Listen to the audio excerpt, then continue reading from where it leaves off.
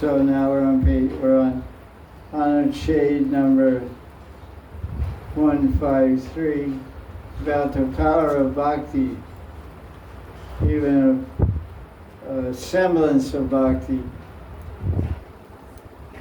And this is the famous, everyone knows about the famous mouse arti, musika arti, mouse arti. We told it, I don't know if we told it last time, anyway, tell it again. There's a female mouse,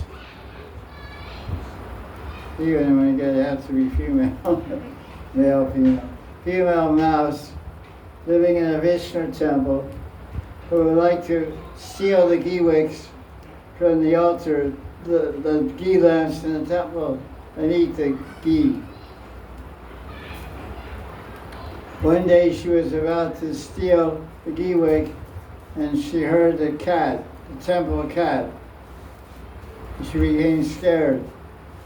She ran away with the ghee wick stuck in her teeth.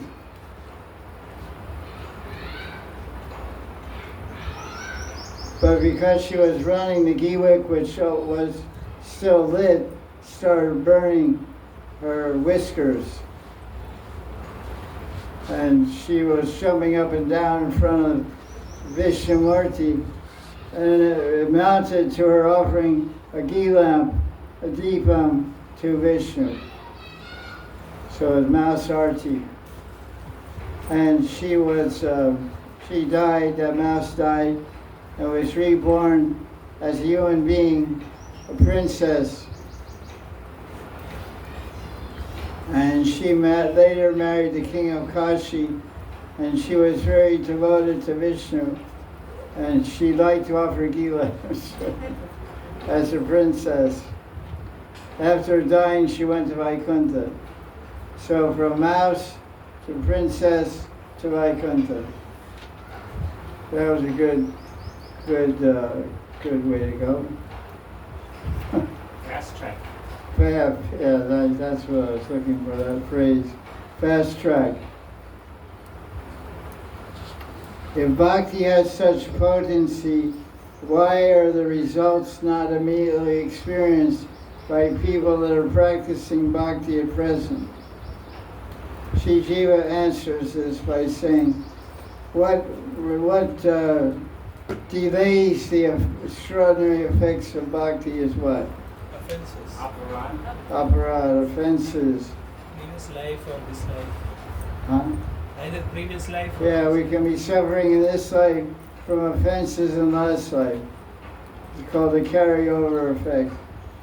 Residual offenses that are in our subconscious mind, which cause us a proclivity or inclination to make the same offense again, and we do and we get stuck. So the reason we're stuck in this life is some bad things, some offensive mentality, or some reaction to offenses from last life.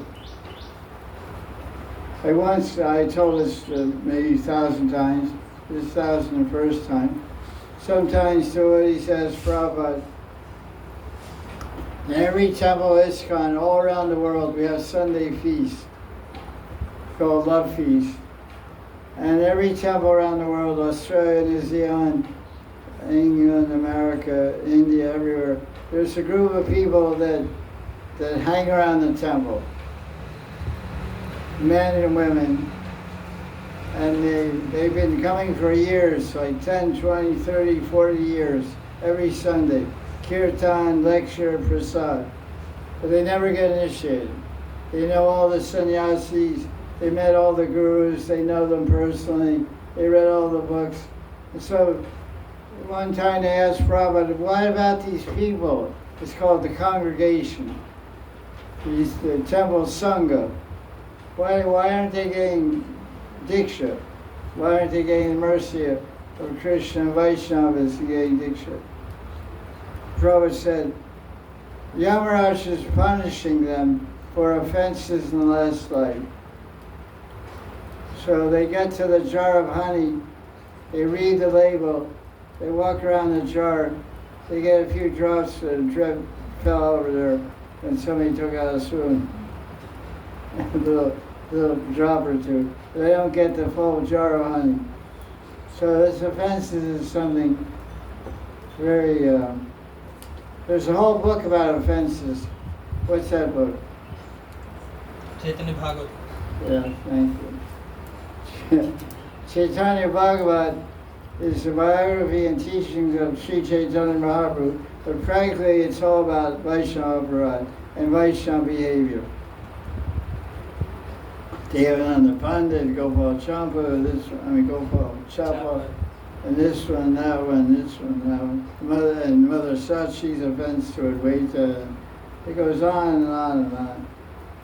Every chapter is all about Vaishnava behavior, Vaishnava, Sadachar, and Aparads. Whereas the Chaitanya Charitamrita is all about Rasa and Siddhanta. Because the intention of Chaitanya Charitamrita is to summarize the 6 Goswami books. The intention of the Chaitanya Bhagavat is just like the intention of the Srimad Bhagavatam. It's all about human psychology and trying to bring us to the point of a pure mind and pure heart, which is primarily seen in actions and behavior of Vaishnava. So Bhagavatam does it with describing behavior, human psychology, and behavior of many types of people, not only Vaishnava. Kings and Brahmins and queens and Devatas and Devis. It's also about behavior. But Chaitanya Bhagavatam is all about Gaudiya Vaishnava behavior. How did Haridas handle the behavior with the prostitute became. And all these kind of things. It's all Vaishnavas behaving. Whereas in the Bhagavatam, it's Shaiva Bhaktas behaving or misbehaving, and Indra and all kinds of mixed-up behavior. So he has a lot of discussion about offenses. He said, although Bhakti is as powerful as Krishna, it can be obstructed or covered by offenses. Bhakti is compared to the sunshine. Krishna Surya Sama Maya Andhakar. Krishna Bhakti is like the bright sunshine, but that bright sunshine, a cloud comes in front of the sun and can cancel out that bright sunshine. So the sunshine is Bhakti Bhajan, but offenses are like clouds.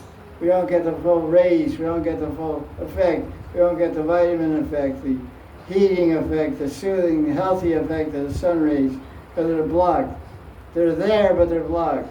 So Bhakti is going on, but the effect of Bhakti, the healing and purifying, healing and energizing effect of Bhakti, the rays of Bhakti are being obstructed or covered by aparad. There are 2 types of offenses, seva aparad and nama aparad. So how do you eliminate seva aparad? Doing more seva. Well, what does Rupa Goswami say? He says by doing nam, by chanting the holy name, he destroys seva aparads. It's a very important point. So nama aparad, how do you destroy that? That's more nam. So, Hari Nam, Hari Nam, Hari Nam, Eva Kevalam, Kalola Nasteva, Nasteva, Nasteva, Gatir Anyata. No other way. The devotee must be attentive to avoid all offenses. Unless one is free from offenses, one can experience the power of bhakti. Okay.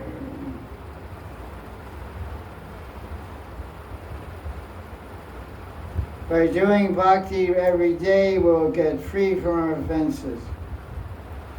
The question may be asked, how can offenses be so powerful that they obstruct bhakti?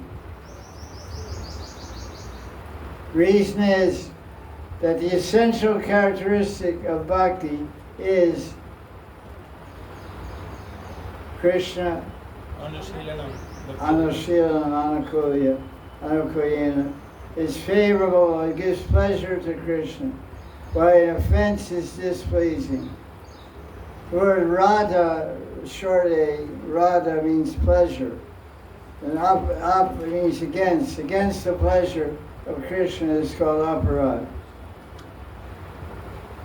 If we do bhakti and also offenses, see, bhakti is cancelled by the negativity of the offenses, the full manifestation. It's like trying to light a fire by pouring water on it. If the wood is dry, a single match will set it on fire. But if the wood is wet, the wood has to dry first before it can get on fire with a matchstick. Similarly, preliminary object of bhakti is to clear offenses. Once a person is free from offense, then a single act of devotion can yield perfection. Just over one ghee lamp and die and goes to Krishna. There's no offenses. That's why you say, you should have one holy name and go to Krishna. What's the example of Madan? Katwang Maharaj. King Katwang. No, more. Ajamil. Six candle Madan. What name he chanted? Narayan. Once, Narayan, all his sins got eliminated. He was free, he was liberated by one chanting. Now Bas gave him liberation. So then he went to Hardwar and started saying pure, continued saying pure Nam, and got prema and went to Vaikuntha when he died. So that's the power of one chanting of the holy name.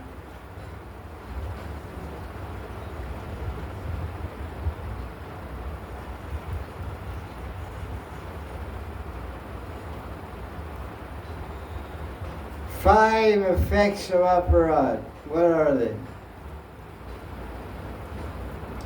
Avidya, Asmita. Hypocrisy. No, hypocrisy. That's one. And really got. Faithlessness. She's a good reader. Don't put the book on the floor. Put it on a pocketbook. Oh, okay, got something. I didn't see that. Okay, any other without, with what's she saying? Lack of enthusiasm. That's true. Slackness in devotion means lack of enthusiasm. What's the obvious thing? You make offenses, you lose your faith.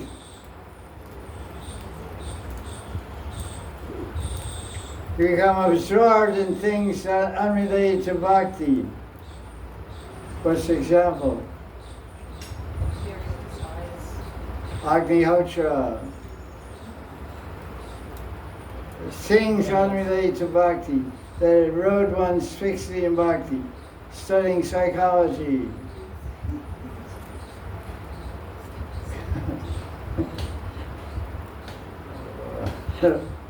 But that may be for economic purpose, that's another thing.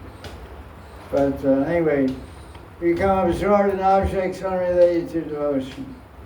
And that's number 3. First, hypocrisy, kautilya, ashrada, lack of faith, absorbed in objects that are erode one's nishta and Bhagavan nishta, shaivaka, vastu antar, whatever. Slackness in devotion. We stop chanting, we stop chanting japa, we stop doing puja, we stop going arti. Pride arising from one's activities. That's the 5th one. If one is unable to give these up, in spite of doing bhakti and associating with good devotees, it's understood that all these are effects of offenses to the holy name in this life, and symptoms of those committed in past lives as well. There it is. Honored Shade 153.2. The idea about offenses from this life and last life. It's these Hindi or Sanskrit or whatever it is, verses there also by Jiva Goswami. Now he describes each one of them individually. Example of hypocrisy is Duryodhana. Duryodhana invited Krishna for lunch, made an elaborate arrangement to greet him, and then Krishna thought, I don't want to eat food from his hand. So he went to whose house? Vidura's house and ate a banana skin. That was pretty fired up. Okay. Hypocrisy means one makes a show of bhakti to Krishna and Guru and other devotees while remaining internally disrespectful. Hypocrisy.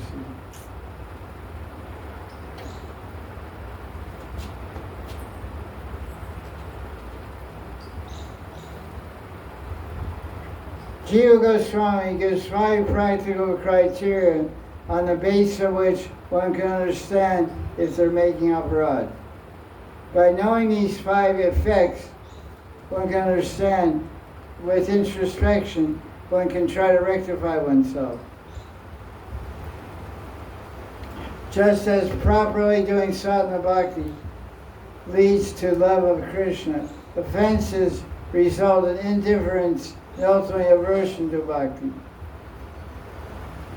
The practice of sadhana bhakti establishes one firmly on the path, makes one humble, it creates a taste, and inspires absorption in Bhagavan. Offenses do the opposite.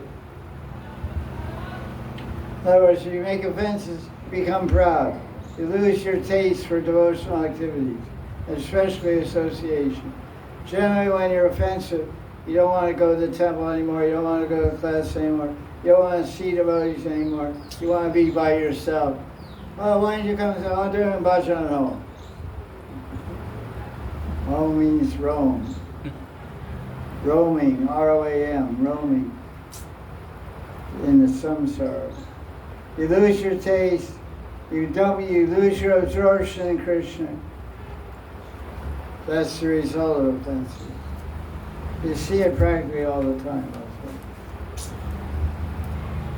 Hypocrisy. What is the meaning of hypocrisy? It means to be dishonest in one's behavior, to act and speak in one way while inwardly maintaining a hidden motive. Bhagavan does not accept the seva of a hypocrite. He knows everyone's true intention. There's a phrase in English where they say, Baba, you know, the road to hell is paved with good intentions. Yeah. Yes. The road to hell is paved with good intention. Paved means covered. Like, you know, asphalt or cement road, asphalt road. The road to hell is made with good intention. Like I make a joke sometimes. Where Christians bury the body and put a stone. It's called a tombstone on the ground. In the ground's a tomb, and above the ground is stone. And they write on it, here lies John Doe. And they sometimes have some favorite quote of his. So here's Mr. Smith. He meant well, but he went to hell.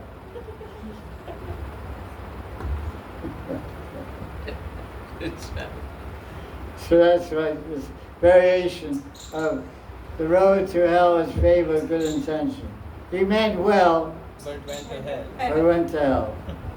R.I.P.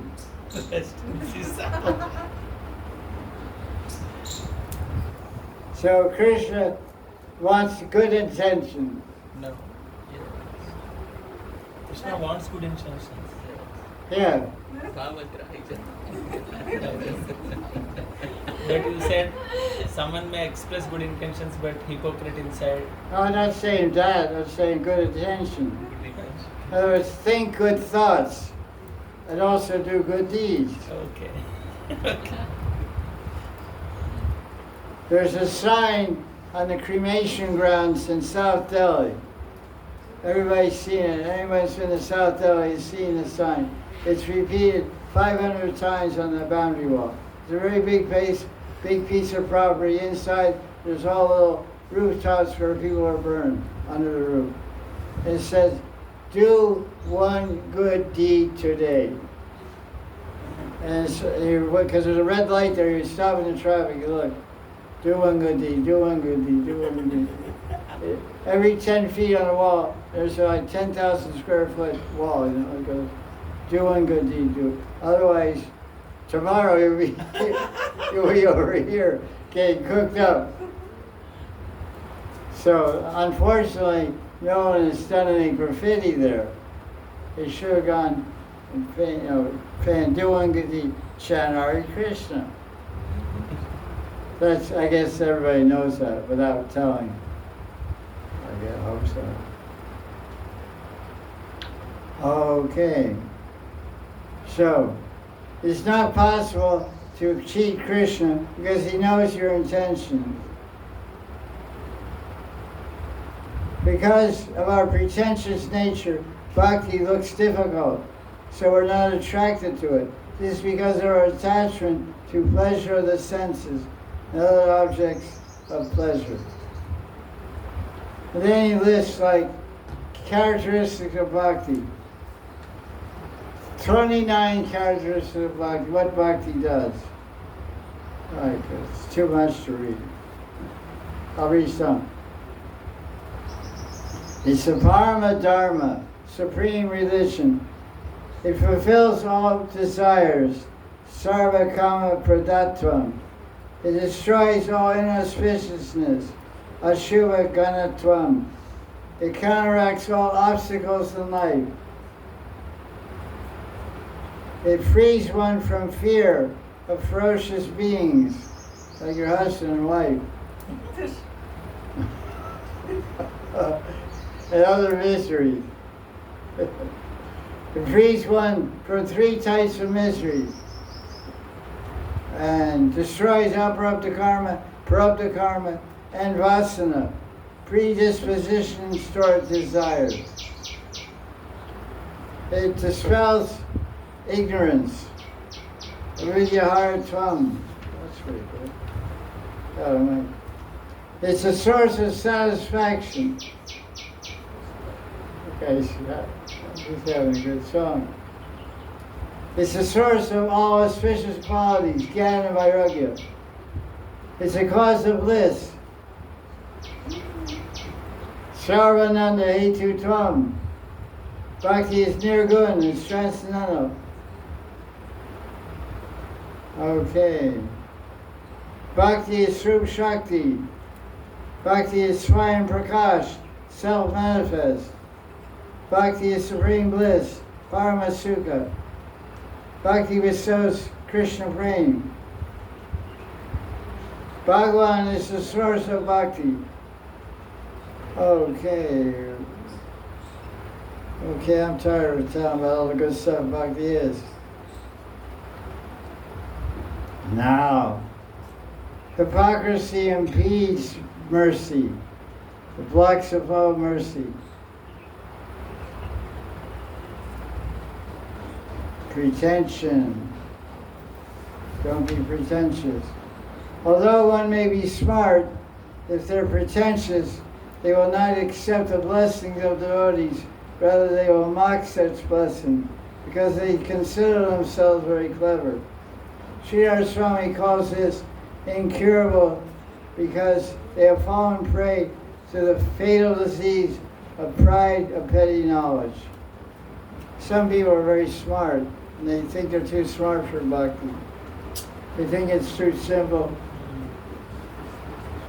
They consider themselves very clever.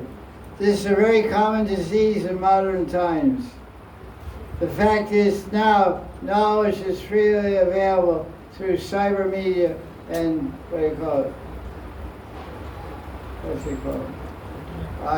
it? Internet? Yeah. What's it called? AI? AI, yeah, AI. So much knowledge is available through, the AI, what does AI mean? ChatGPT. Artificial intelligence. Yeah. He will no longer feel the need to study under a teacher by submitting to a guru in humility. Even those people who accept the guru don't have much faith in them. Cyber media and AI is the real guru for most people. Therefore, they acquire half-baked knowledge and then argue relentlessly.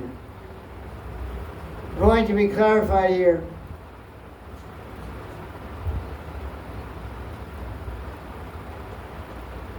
Okay, let me forget about that. I should have read it before I tried to clarify.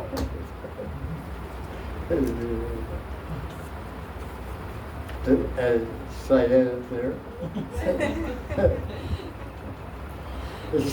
The second cause of uproar is faithlessness. We lose our faith. This is very common. I've been practicing bhakti for 15 years. Nothing's happening. I lose my faith. Lack of conviction, harboring doubts. Example of this is seen in Duryodhana. We'll go to the next one. Jiva Goswami pinpoints reason 921. Why some people cannot have faith in bhakti even after hearing its glories. This is due to some prior offense. If the offense is severe, it prevents a person from having faith in bhakti even after personally witnessing its power. What does that mean? That means someone may have a friend, and the friend was really addicted to all kinds of tamasic type of living and tamasic habits, drinking, smoking, non-veg, and partying. And somehow came into bhakti, started chanting Hare Krishna mantra, got initiation, and the sinner became a saint. Every sinner has a past, every saint has a past, every sinner has a future. So the friend who was also a sinner said, what happened to this guy? What happened to you, man? You lost your hair. Yeah, but I lost a lot of other stuff too. Yeah, I lost all your friends. Yeah, that also. But I gained new friends. I gained Krishna and devotees. I'm doing bhakti. And the person sees amazing transformation from sinner to saint. But he can't. But so his friend says, why don't you join? Why don't you take it out, Chandra? Because I can't. Because he doesn't believe, he doesn't have faith. He sees it in front, but he doesn't, I can't do it. I can't do it, I don't believe, I don't have it in me. So that's what he's saying. Faithlessness is even after seeing the result. This is some serious offense person, as I said earlier, Yamaraj is punishing them, not allowing them to have faith in bhakti. Because it's a severe offense in last life, or maybe this life. Okay. One gets prevented from taking a bhakti. Like you see, you take a bhakti. My brother was sitting in New York City on a park bench and talked personally with Prabhupada for 45 minutes. 1966. He was living right next to the temple. 45-minute conversation. He didn't become a devotee. He has great respect for devotees and regard, but it didn't happen. Maybe it will somehow. Connection. 21 generations. Reluctantly. It's funny, I didn't know much about him, but I was looking on the internet this morning. I wanted to see if there was anything about it, because I know his birthday is around now, but I didn't know when. So I typed his name. I found out his birthday is June 23rd. Then I found out the name of his company. And so, he has a lecture company. It tells us what he makes every year. $400,000. That's his income. I said, okay. Guys, my brother, he has a business. He makes $500,000 a year. He's doing pretty good. It's had a long time. But okay. Someone may ask, aren't miracles good to increase one's faith? And don't devotees want to see others develop faith? So then, because he's talking about losing faith, and so the question is asked, what about showing miracles? Doesn't that, because like making gold appear and you become faith, you get a lot of faith in that guy because of miracles. So, indeed, showing that, wait a second. Krishna is showing Rata Vishwarup to Arjuna, that develops faith.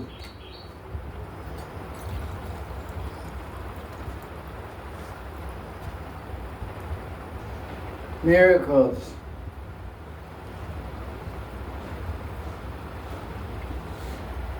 So if someone objects, you guys can't show any miracles, so you just claim that you don't want to do it. The answer to these challenges is this. Although devotees want people to get faith in bhakti, they do not want to utilize the power of bhakti to create that faith. They prefer to convince people of the greatness of bhakti on the basis of philosophical truths disclosed in Shastra. Otherwise, people are convinced just by seeing miracles, have faith in miracles, not in the goal of bhakti. Worldly people are interested in enjoying material pleasures. It is practically seen that charismatic spiritual leaders attract followers by exhibiting miracles. Such followers remain attracted owing to the miracles. That's true. In other words, we want these people convinced by philosophy. Miracles have no relation to bhakti. The ability to show miracles is not a sign of a great devotee. Those who require miracles betray the weakness of their own faith.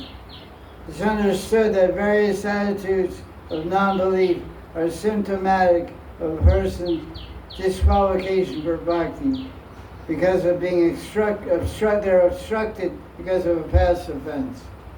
In other words, a person demands to see miracles to have faith in bhakti means they're suffering from offense. Because they can't have faith without miracles.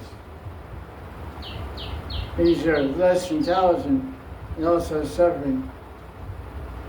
Okay, I will continue with all that exciting discussion next week. We can start a new file.